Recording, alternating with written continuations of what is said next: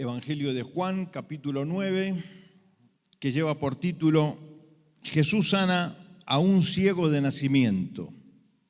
Y en esto tenemos que reparar, un ciego de nacimiento, no es alguien que veía y que por alguna circunstancia, de algún accidente, enfermedad, dejó de ver. Alguien que nunca había visto la luz. Era ciego de nacimiento. Dicen los comentaristas que este es el único caso que se narra en los evangelios. Sí, en Hechos de los Apóstoles vemos a un cojo de nacimiento, allí en el Templo de la Hermosa, y en Hechos 14, otro que también era cojo de nacimiento y fue sanado. Pero en este caso era un ciego de nacimiento y tiene el relato en la persona del Señor como el actor principal. Dice, ¿lo han leído antes este pasaje? ¿Sí? Lo leyeron ya. Bueno, entonces vamos a irlo, para no demorar mucho, vamos a ir desgranándolo en ciertos sectores. Dice, vamos a leer del 1 al 5. Al pasar Jesús vio a un hombre ciego de nacimiento y le preguntaron sus discípulos diciendo, Rabí, ¿quién pecó, este o sus padres, para que haya nacido ciego?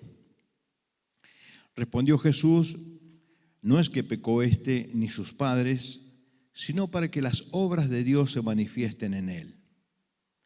Me es necesario hacer las obras del que me envió, entre tanto que el día dura, la noche viene, cuando nadie puede trabajar. Entre tanto que estoy en el mundo, luz soy del mundo. La primera cosa que quisiera que veamos, y lo vamos a ir viendo en el relato, que son varias las personas que están involucradas en este relato bíblico. Nos vamos a encontrar con el Señor Jesús, los discípulos, lo acabamos de mencionar, está el ciego, pero están otros actores que van a entrar, que son los vecinos, los padres del ciego, los fariseos, y finalmente vamos a centrarnos en otra vez el ciego con el Señor Jesús. El Señor le vuelve a buscar para cerrar esta historia.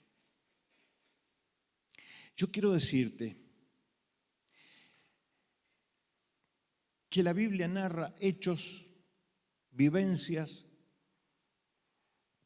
de la vida real. Cierto es que hoy no hay la cura de un ciego de nacimiento, pero cierto es que hay muchos que espiritualmente están ciegos. Y Dios sigue haciendo esta obra maravillosa y la hace abrir los ojos espirituales a través de su palabra. La palabra dice que la fe viene por el oír y el oír la palabra de Dios, el relato bíblico, porque esta palabra tiene vida en sí misma y porque el Espíritu de Dios la envía para iluminar el corazón y para traer luz en el interior y para que haya arrepentimiento y para que haya un acercarse a Dios en fe. Fijémonos que la primera cosa que acá encontramos es algo teológico. La respuesta del Señor Jesús, ni este hombre pecó ni sus padres, es una respuesta a una pregunta de los discípulos. Señor, ¿quién pecó? ¿Este o sus padres? ¿Cómo es el tema? Esto en el Antiguo Testamento era en el mundo judío, era algo que traía su pregunta, resonaba. ¿Por qué razón había sido esto? Ahora fijémonos que el Señor descarta de inmediato que sean pecados personales o que sean pecados heredados de sus padres. No le interesa esto. Tal vez Si hay que mencionar una causa, y es una consecuencia del pecado original, del pecado de Adán. Todos somos descendientes naturalmente de Adán. Y todos necesitamos una redención, un encuentro que solamente se encuentra en Cristo. Por eso que estamos en esta mañana aquí. Fijémonos que en estos momentos Jesús ni siquiera se interesa por esto. Ahora sí el Señor prefiere mirar hacia adelante en lugar de mirar retrospectivamente. En lugar de mirar por qué razón, quiere ver cómo lo puede bendecir. Ellos habían preguntado cómo sucedió. Y el Señor Jesús responde, sucedió para un fin, a saber, para que las obras de Dios, ¿qué son las obras de Dios? Las obras de Dios son los milagros en los cuales se muestra su poder y su amor se manifiesten en él. Es como que Dios había preparado a este hombre para traer una gran lección a su pueblo. Para eso Dios había permitido este hombre. Las circunstancias tan tristes para él. Y nos es necesario hacer las obras de Dios, del que me envió, entre tanto que el día dura.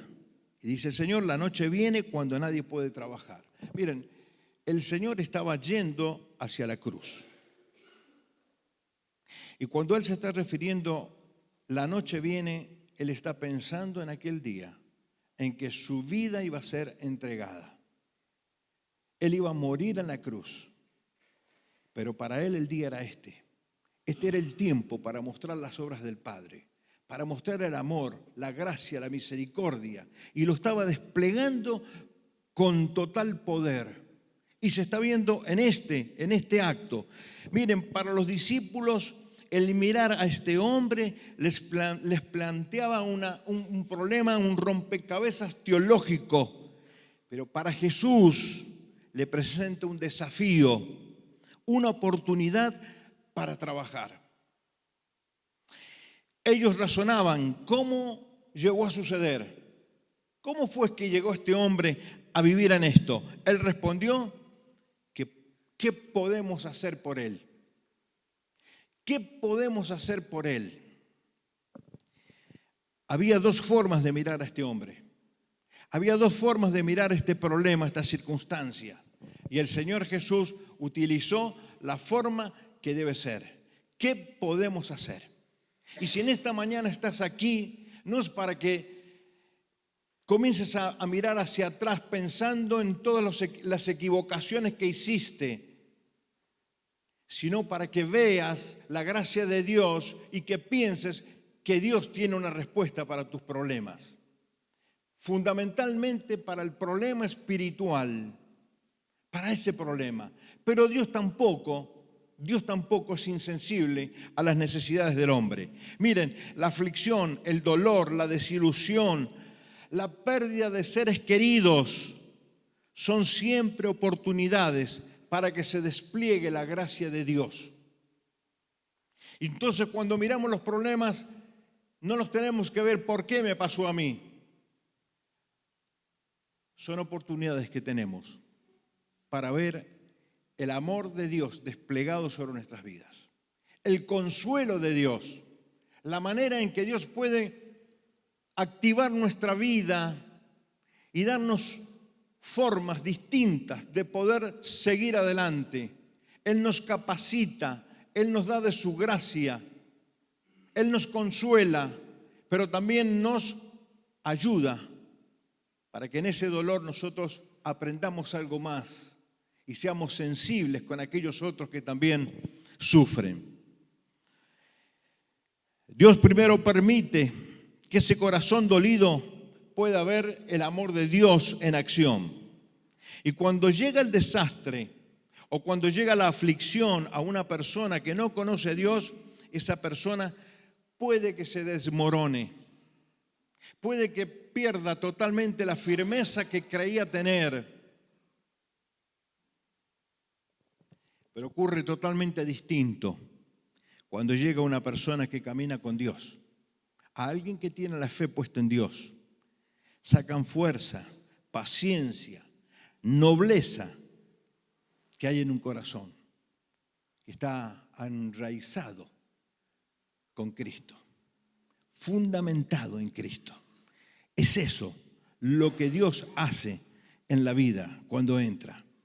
Ya dejamos de tener esa fragilidad para comenzar a tener una fortaleza que no es natural, sino es una fortaleza espiritual. Es Dios en nosotros, es Dios con nosotros. Podríamos decir dos cosas en cuanto al método del milagro, porque dice el versículo 6, dicho esto, escupió en tierra e hizo lodo con saliva y untó con el lodo los ojos del ciego y le dijo, ve a lavarte en el estanque de Siloé, que traducido es enviado. Fue entonces y se lavó y regresó viendo. ¿Qué podemos decir del método del Señor? Mire, a nosotros nos parece extraño, desagradable, antihigiénico, pero en el mundo antiguo esto era algo muy común. Era algo que se practicaba. Hay muchos escritos de hombres donde han explicado las razones y las aplicaciones que tenía este tipo de costumbres. Cierto es que el Señor, haciendo uso de una inteligencia y no queriendo desentonar con la sociedad y con las costumbres de ellos, Él aplica de la misma manera en que ellos conocían. Después de todo, tenemos que pensar, si lo traemos al presente nosotros, que la eficacia de una medicina parte sobre dos cosas: la confianza que le podamos tener al médico y la confianza que tenemos en lo que nos ha recetado. De la misma manera el Señor obró con este hombre. Usó una forma que era costumbre para ellos y de esta manera le devuelve la vista a este hombre. Y le dijo, ve, lávate en el estanque de Siloé, que traducido es enviado. Dos palabras sobre el estanque. El estanque de Siloé era un estanque que se alimentaba por un río pequeño que el rey Ezequías había hecho construir lo había canalizado y lo había hecho traer desde afuera hacia adentro de la ciudad, cavando sobre la roca. Se calcula que más o menos unos 500 metros tenía este túnel, y esto se había hecho ¿para qué? Para si había un asedio contra la ciudad, no le cortaran el suministro del agua. Esto decantaban al estanque, y en ese estanque, que era como una pileta, allí lo manda el Señor a este ciego a que fuese y se lavase. Dice que fue entonces, se lavó y regresó viendo. Y aquí comienza la historia de este hombre. Este hombre regresa viendo. Volvemos a recalcar, nosotros tenemos que entender que esto no es cualquier milagro. Y es así como actúa la medicina de Dios, es como actúa cuando Dios, el médico divino, opera una sanidad. Lo hace con características únicas. Miren, el efecto que esto repercutió en los vecinos. Se manifiesta en los vecinos sorpresa y escepticismo. Sorpresa de ver a este hombre tan transformado. Dice en los versículos 8 y 9, entonces los vecinos y los que antes le habían visto que era ciego, decían, ¿no es este el que se sentaba y mendigaba? Unos decían, él es, y otros, a él se parece. Y él decía, yo soy. Y le preguntan, bueno, lo dejamos para esta parte para enseguida. Dejamos ahí. El hombre podía verlo todo. Para él era algo totalmente nuevo.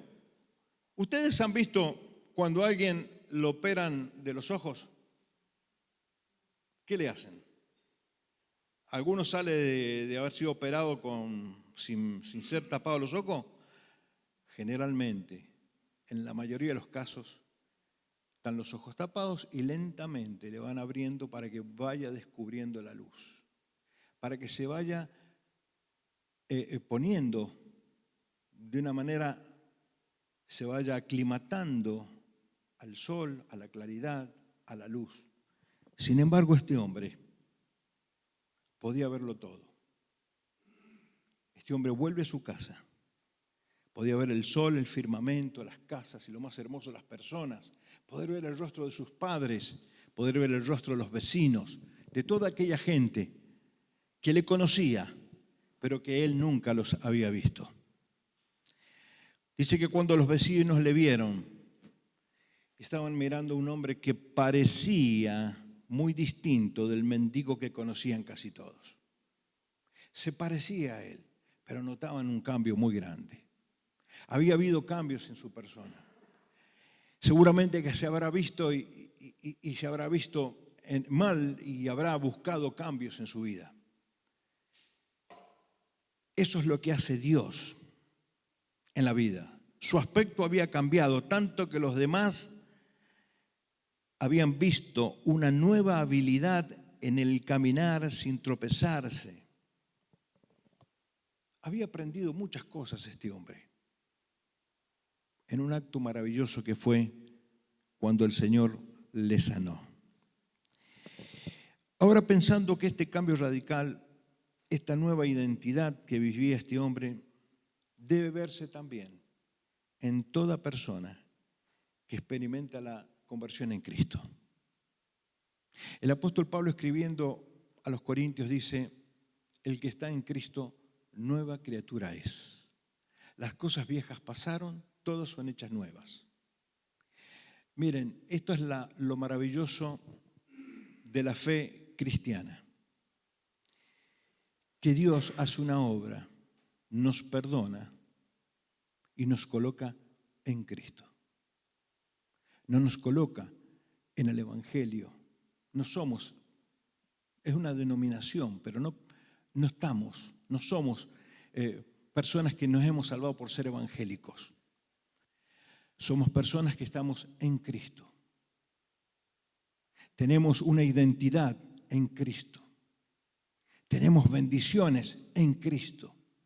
Dios ha querido darnos todo, colmarnos de bendiciones espirituales en Cristo. Y como si esto fuera poco, nos bendice diariamente en Cristo también. Nueva criatura somos. Es decir, somos hechos una nueva creación, una creación espiritual. Hemos nacido del Espíritu. El Espíritu Santo mora en nosotros. Y como tales ya no tenemos el viejo libreto del mundo, de la vida anterior, antigua. Dios pone en nosotros una nueva regla, y esta regla se encuentra aquí, en su palabra. La palabra de Dios es la regla que comenzamos a conocer.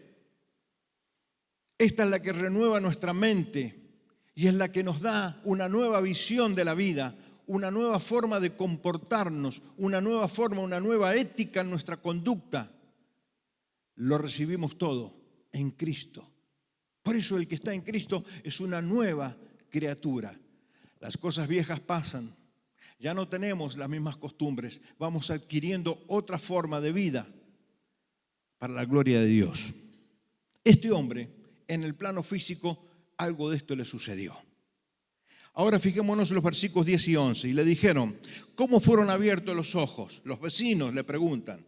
Y él respondió y le dijo: aquel hombre que se llama Jesús hizo lodo, me untó los ojos y me dijo: ve al Siloé y lávate. Y fui y me lavé y recibí la vista. Entonces le dijeron: ¿dónde está él? Y él dijo: no sé. No sé. Los vecinos ya no dudaban de la identidad de este hombre. Es muy natural que en respuesta le dijeron: ¿cómo te fueron abiertos los ojos? La curiosidad estaba presente. Y el hombre les hace un relato ligeramente condensado de cómo había sido todo. Y recuerda que había habido un hombre, Él fue. Y la primera cosa que yo quisiera que entendamos en este proceso de conocimiento experimental de esta persona, en este encuentro con Jesús, es que él comienza distinguiéndolo como un hombre, pero no como cualquier hombre, porque él recibió de ese hombre un beneficio tremendo que nunca más se iba a olvidar. Y esto fue la semilla que comienza a germinar en su vida. El Evangelio, como dijimos al principio, se siembra en palabras. La palabra de Dios es la que provoca la transformación, despierta la fe y una fe para entregarse la vida o entregarle la vida a Cristo. Pero a veces hay circunstancias por las que venimos a Dios. Y estas circunstancias son las que Dios utiliza. ¿Para qué? Para que vengamos a Dios. Hay una dureza en el corazón. El hombre se cree autosuficiente, puede manejarse. Vemos cómo la sociedad vive sin necesidad de Dios. Pero basta que tengamos una enfermedad, una pérdida, un quebranto económico, alguna circunstancia que no la podemos manejar para que tengamos que alzar los ojos y decir: Dios mío, ayúdame.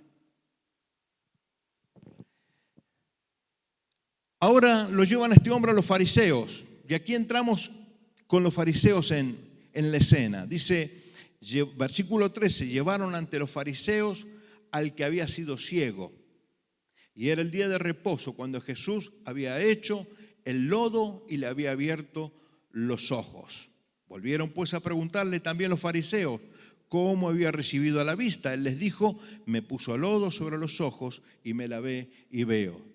Entonces algunos de los fariseos decían: ese hombre no procede de Dios, porque no guarda el día de reposo. Otros decían: ¿cómo puede un hombre pecador hacer estas cosas? Y había gran disensión entre ellos. Aquí tenemos la religión, los religiosos.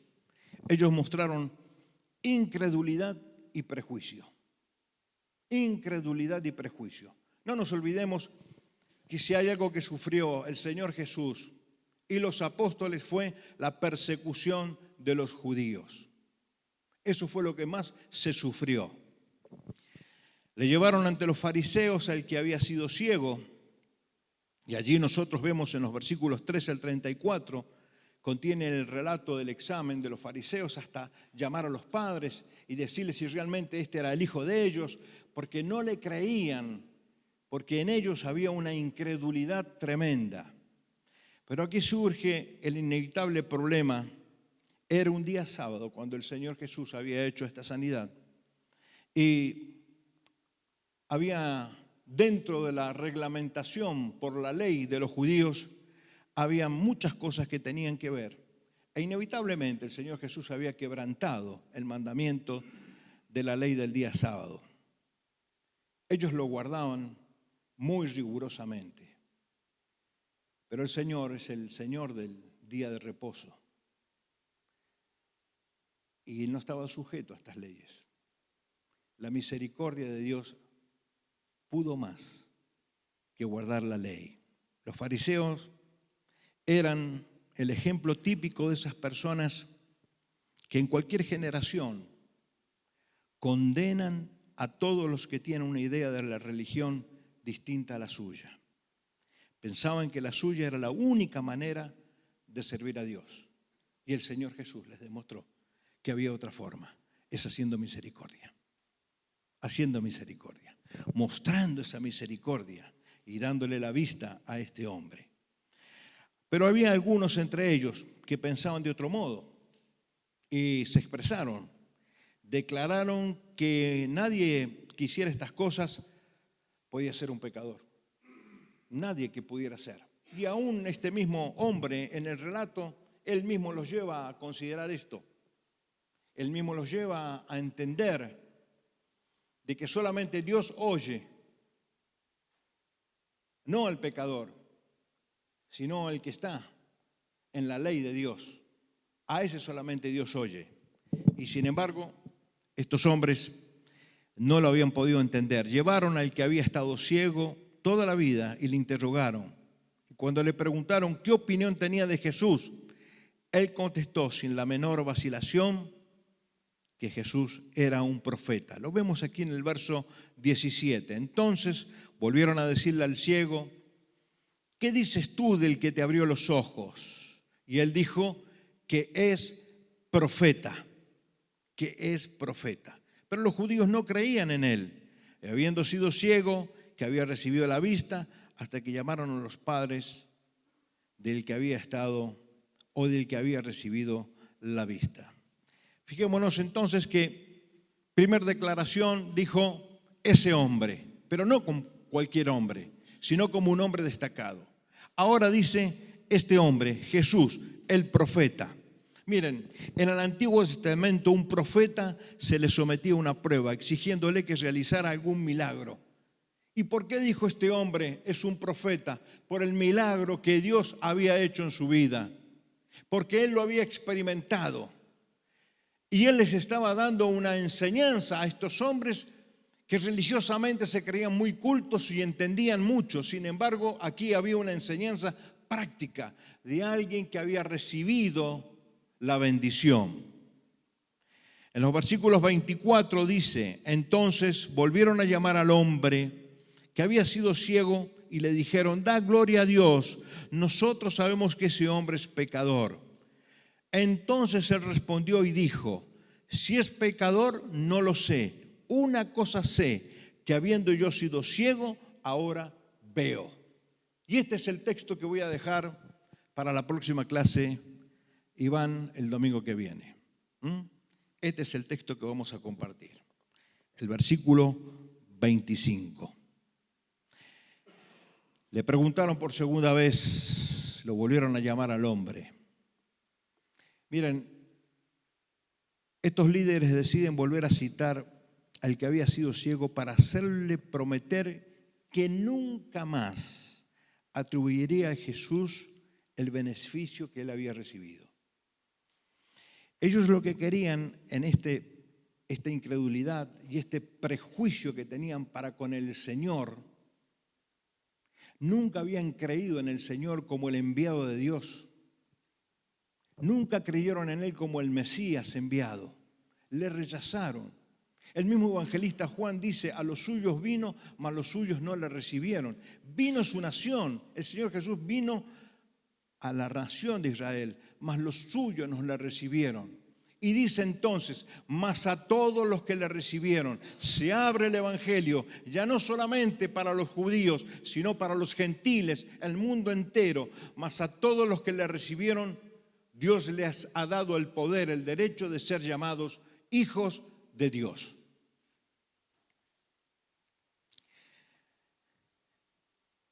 Decíamos entonces que lo que estaban buscando es que no le diera o no le atribuyera al Señor Jesús este milagro. Le dicen: da gloria a Dios, nosotros sabemos que este hombre es pecador. La explicación más simple que se puede encontrar en estas palabras es la afirmación siguiente: glorifica a Dios atribuyéndole a Él el milagro y no a otra persona. Hay otra interpretación que nos dice que esta expresión dar gloria a Dios es una especie de frase común que significa: glorifica a Dios confesando tu pecado.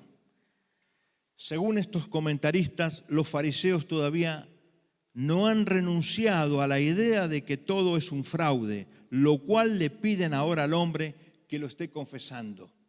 Pero este hombre, en lugar de confesarles esto, lo que les dice es esto: si es pecador, no lo sé, pero una cosa sé, que habiendo yo sido ciego, ahora veo. Ahora veo. Y esto es lo maravilloso. ¿Qué se puede dar contra un testimonio de una bendición recibida por Dios? Si es pecador, no lo sé. Una cosa sé, que yo era ciego y ahora veo. Frente a los dichos de estos hombres, él pone la experiencia de su vida. Ustedes tienen palabras para decir que esto no es así, pero yo tengo la experiencia de la vida. Yo tengo el testimonio en mi vida. Yo he recibido el beneficio. Yo era ciego, ahora veo. Los hechos son más inquebrantables que las opiniones sin fundamento de los hombres. Sigue el relato. Llaman a los padres. Los padres, por temor, no expresan de que verdaderamente el Señor Jesús es el que había hecho el acto con su hijo. Pero estaba avanzando y aquellos hombres terminan haciendo lo que ya había en su corazón pensado.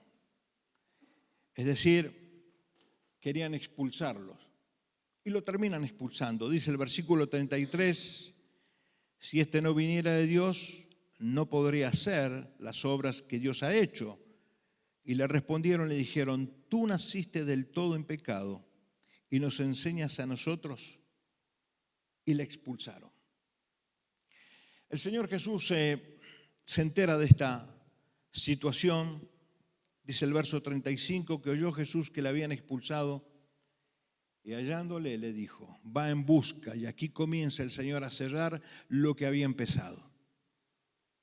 La Biblia nos cuenta que el Señor Jesús nunca deja un trabajo inconcluso.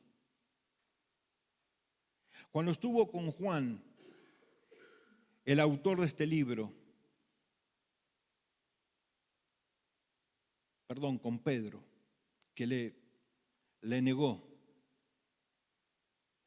en las horas más cruciales de la obra salvífica del Señor Jesucristo, dice que Pedro lloró amargamente y el Señor Jesús fue a la cruz y ofreció su vida.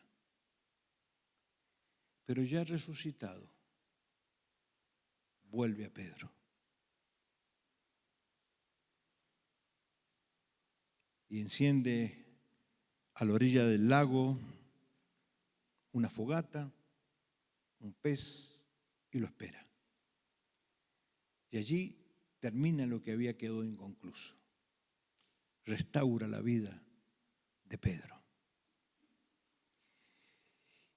Y en este caso hace lo mismo.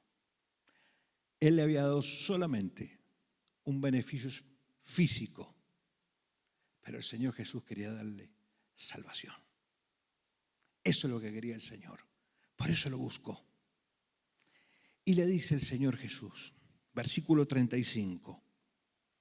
Oyó Jesús que le habían expulsado y hallándole le dijo, ¿crees tú en el Hijo del Hombre? ¿Crees tú en el Hijo del Hombre? ¿Qué encierra esta pregunta, crees tú en el Hijo del Hombre? Miren, tenemos aquí al lado Juan capítulo 10, donde nos habla Jesús el buen pastor.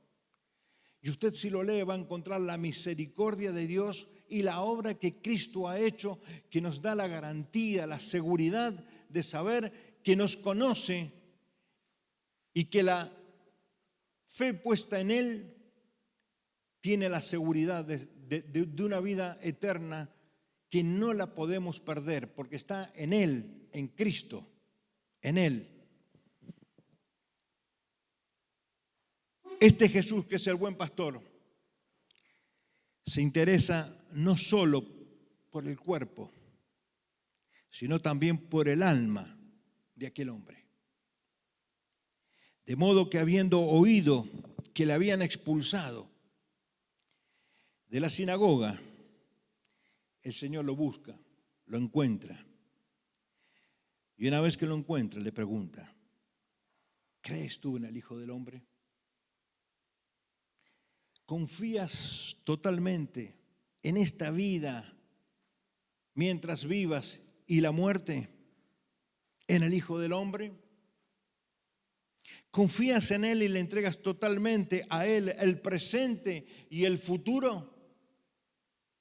Porque depositar la fe en Cristo es esto, es confiarle la vida al presente con todo lo que esto conlleva, nuestra vida, nuestro entorno, nuestra familia, todo lo que somos, pero también nos prepara o nos propone el futuro más allá de la vida. Él se hace cargo de tus necesidades materiales como de tus necesidades espirituales. Porque es un Padre, es un Dios sensible que conoce. Dice que es capaz de compadecerse de todas nuestras debilidades. De manera que aquí está la pregunta: ¿crees tú en el Hijo de Dios? ¿Y cuáles son las respuestas? Verso 36, respondió y dijo: ¿quién es, Señor, para que crea en Él? Y le dijo Jesús: pues le has visto, el que habla contigo es. Y aquel hombre recuerda el beneficio recibido y está viendo en las palabras del Señor y se le revela a él y responde de esta manera, el verso 38, y él dice: creo, Señor, y le adoró. Este hombre está consciente ahora en forma total del hecho de que aquel que le había hablado es el mismo que lo curó, Jesús, y lo reconoce como el Mesías, el enviado de Dios, el mismo Hijo del Hombre, quien es también el Hijo del Dios Altísimo. Y por consiguiente es el objeto de adoración. Al Señor tu Dios adorarás y a Él solo servirás. De manera que este hombre dice: creo, Señor, y le adoró. Estamos viendo los pasos y ahora vamos a repasarlos para finalizar. Si nosotros leemos este relato, este capítulo de corrido, vamos a poder verlo claramente de la manera como hubo un progreso en la vida de este hombre. Él demostró una fe constante y creciente. Comenzó creyendo en el hombre, pero su fe fue creciendo hasta llegar a descubrir que era el Hijo de Dios.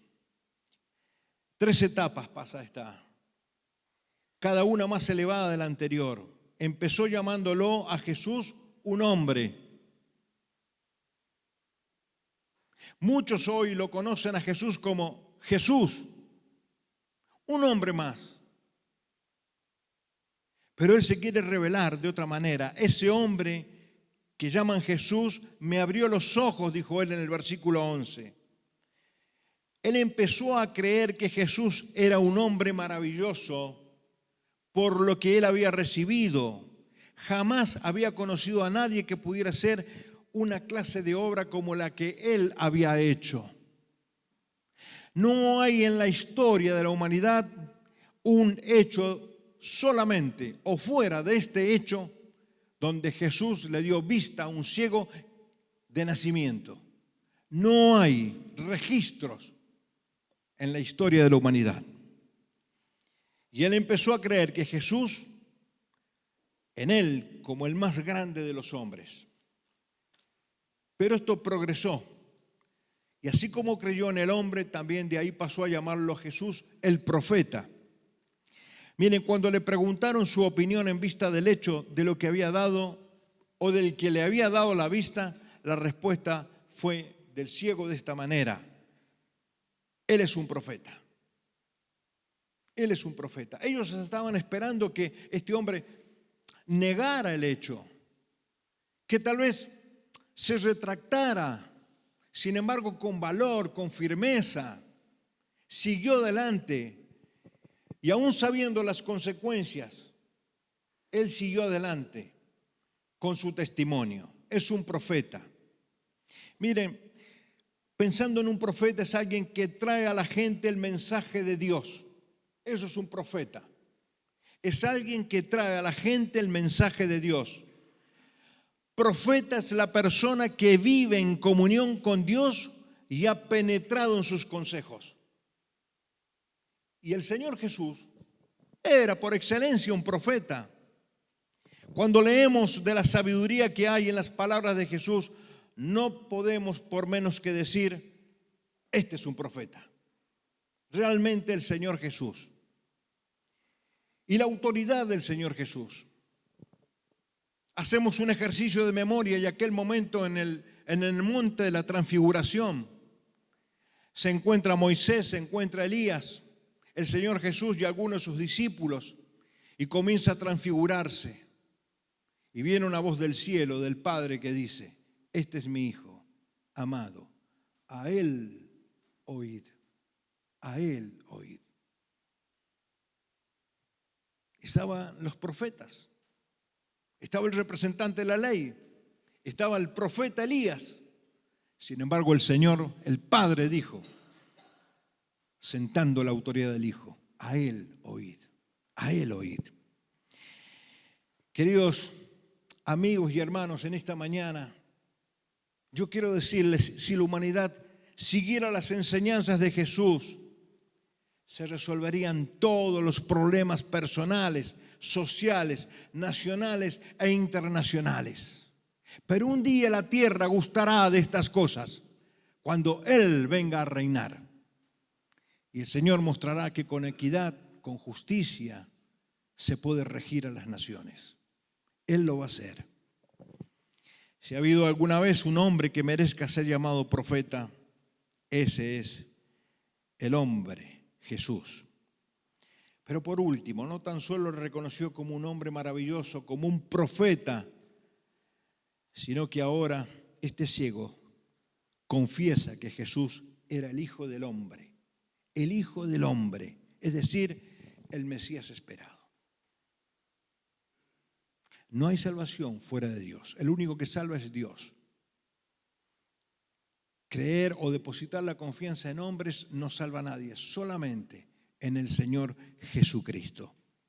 Este hombre llegó a la convicción de que las categorías humanas no eran suficientes para exaltar a Jesús, para identificarlo a Jesús.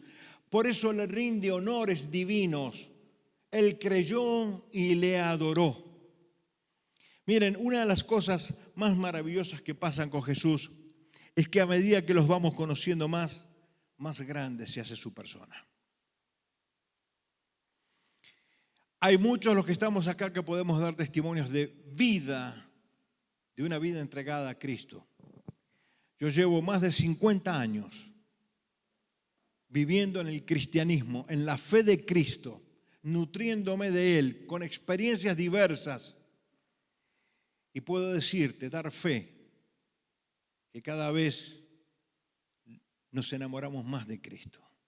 Descubrimos cosas preciosas de Cristo y vemos cómo la gracia de Dios sostiene las vidas. Lo más maravilloso nos parece